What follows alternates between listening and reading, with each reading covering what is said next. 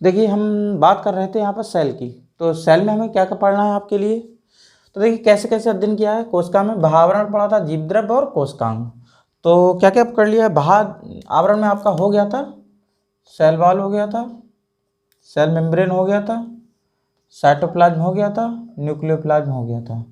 Cytoplasm का मतलब कोशिका द्रव्य और न्यूक्लियोप्लाज्म केंद्रक द्रव्य। अब बात करते हैं कोशिकांग की। देखिए कोशिकांग में हम सबसे पहले ये निपटा लेते हैं, या ये कर लेते हैं, निपटा नहीं लेते हैं, इसे कर लेते हैं, ठीक है।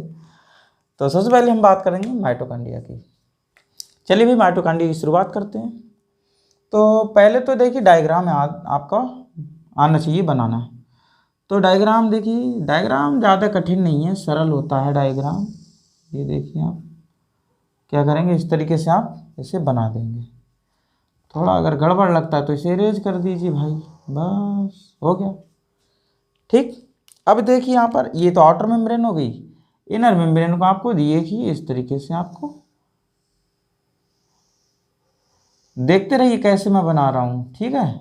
जैसे मैं बना रहा हूँ वैसे वैसे आप बनाते भी रहिए। थोड़ा सा देखिए इसकी दूरी,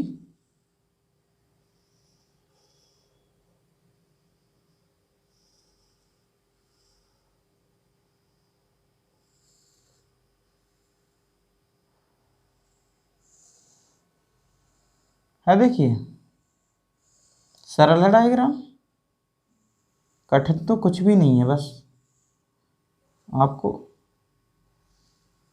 आना चाहिए। बन गया देखिए डायग्राम, है।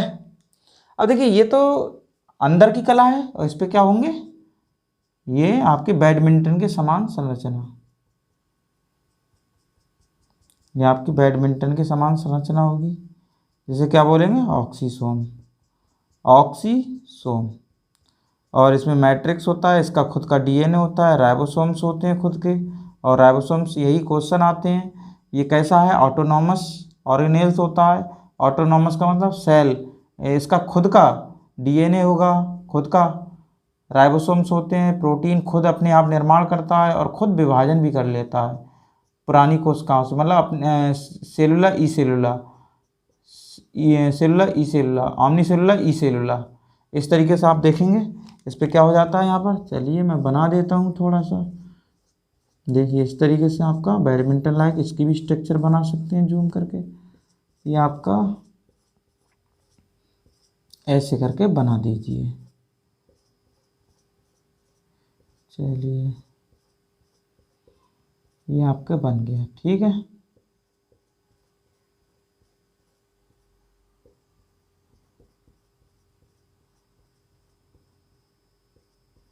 ये आपके ऐसे करके बना दीजिए, काफ़ी बन गए हैं, ठीक है।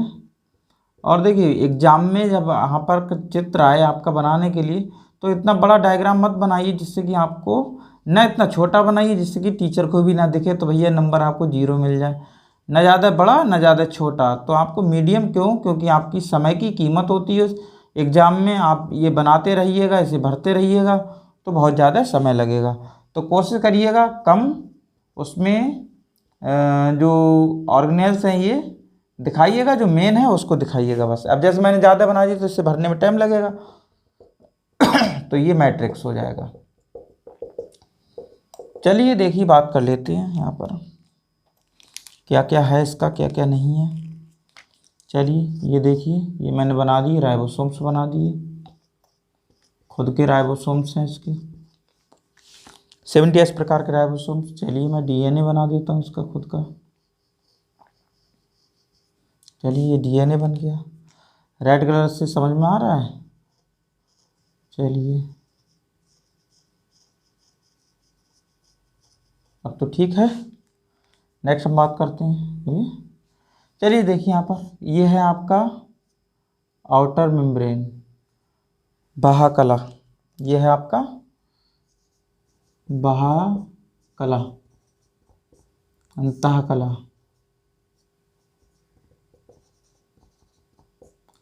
आउटर मेम्ब्रेन, इनर मेम्ब्रेन,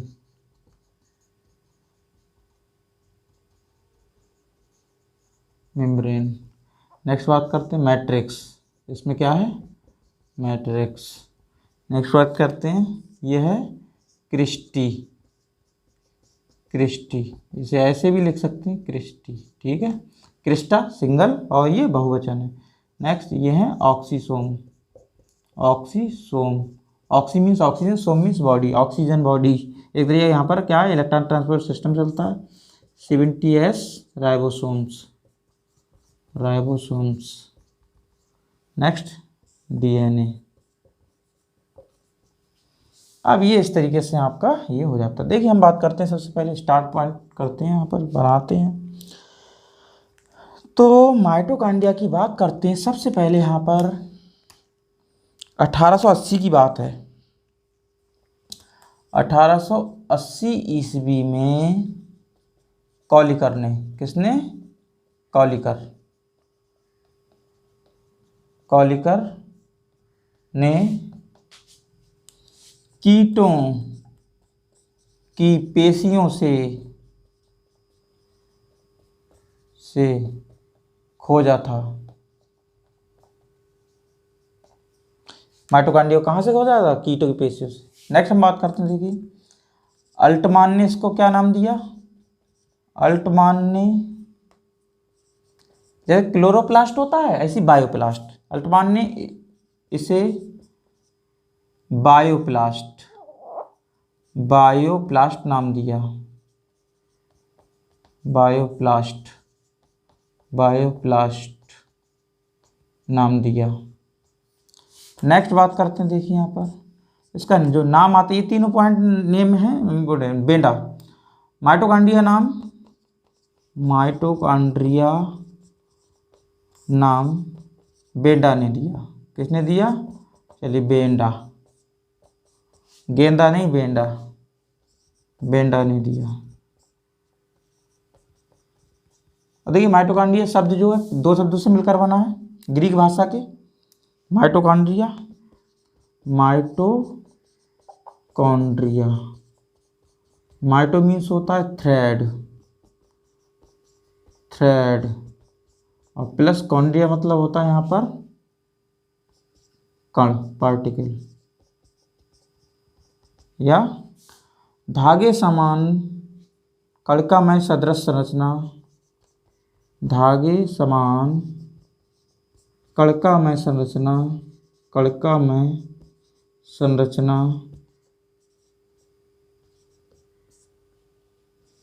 को माइटोकॉन्ड्रिया कहते हैं, माइटोकॉन्ड्रिया कहते हैं।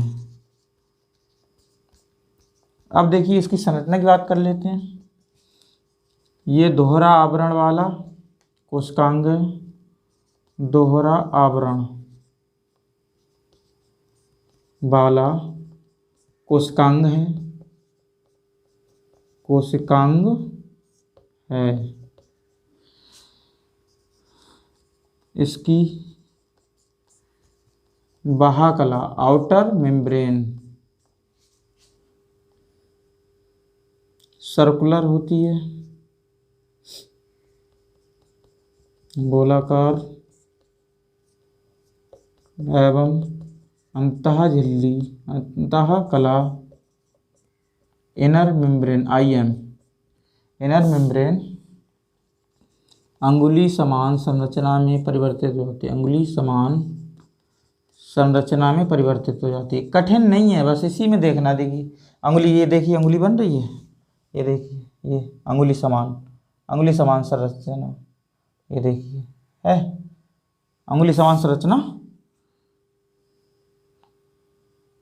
में परिवर्तित हो जाती है, जिसे परिवर्तित हो जाती है, जिसे क्रिस्टी कहते हैं।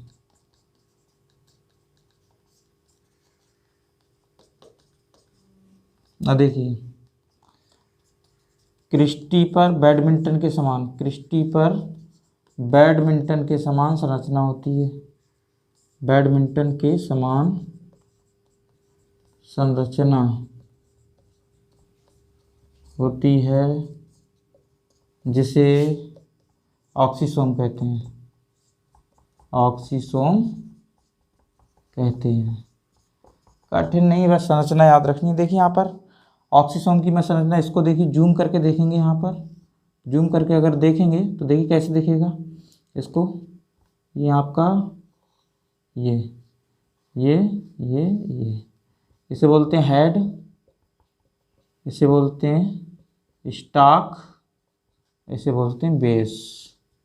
बस बेस आधार, सिर ग्रंथ आधार।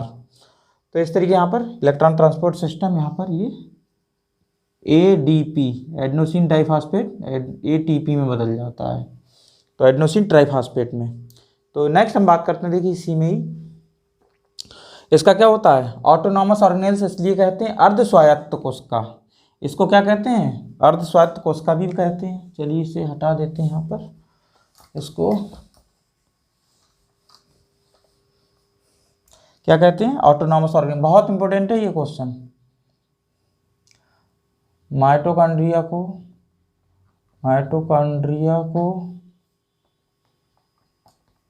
सेमी ऑटोनॉमस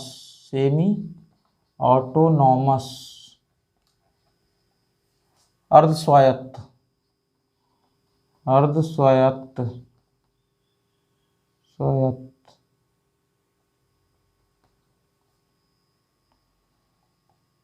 कहते हैं,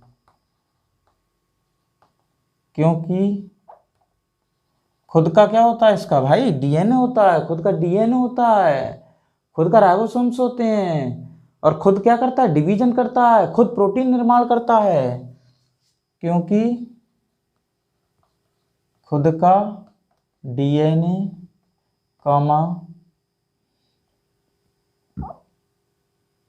राइबोसोम्स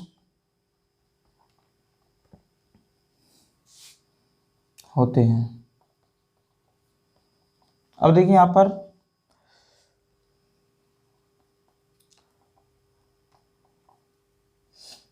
माइटोकॉन्ड्रिया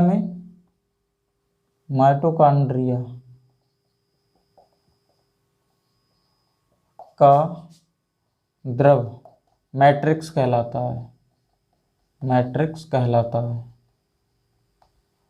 अब इसके देखिए कार्य देख लीजिए, कार्य बहुत भैया बहुत मेन है ये। तो ये क्या कहते हैं, कोशिका का पावर हाउस ऑफ सेल,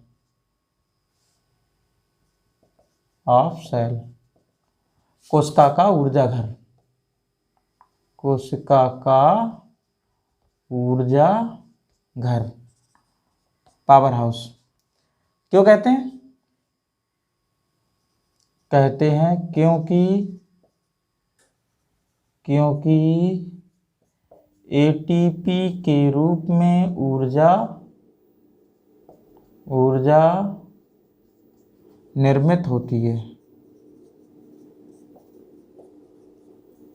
ये आपको याद रखना है। नेक्स्ट हम बात करते हैं, देखिए इसी में ही, और देखिए आपने देखा होगा, जैसे ये मान लीजिए शुक्राणु है, ये मैं शुक्राणु यहाँ पर केंद्रक बना दिया, इस तरीके से आपने देखा होगा, ये शुक्राणु, ठीक है। अब ये शुक्राणु में यहाँ पर माइटोकॉन्ड्रिया होती हैं, यहाँ पर माइटोकॉन्ड्रिया क्या होंगी, माइटोकॉन्ड्रिया, ये माइटोकॉन्ड्रिया होती हैं जो क्या करती हैं, ऊर्जा बनाती हैं। माइटोकॉन्ड्रिया के कारण क्या बनती है, ऊर्जा, और ऊर्जा जब बनेगी, एनर्जी बनेगी, तो क्या करेगा ये स्पर्म मूवमेंट,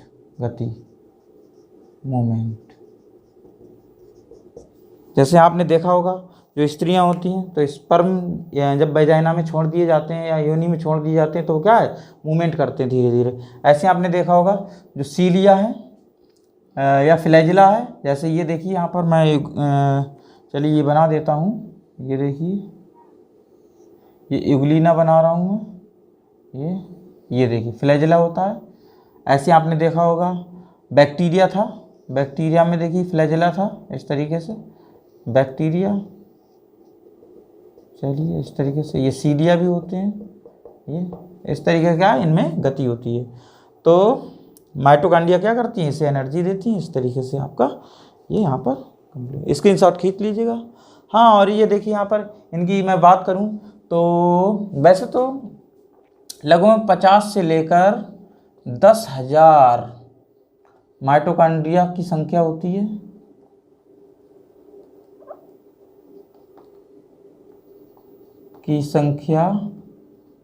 कोशिका में होती है।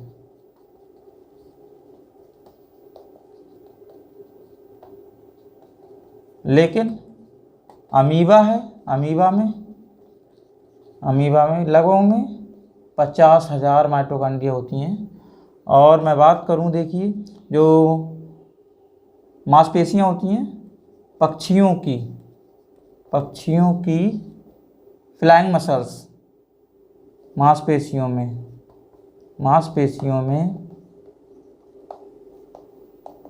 लगभग 5 लाख,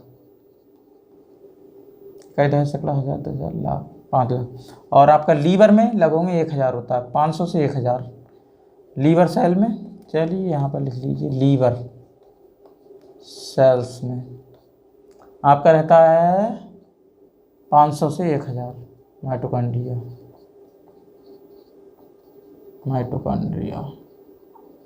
बस ये हो गया, ठीक है। और डिटेल से पढ़ लीजिएगा, वैसे तो इतने में ही काम चल जाएगा, ठीक है।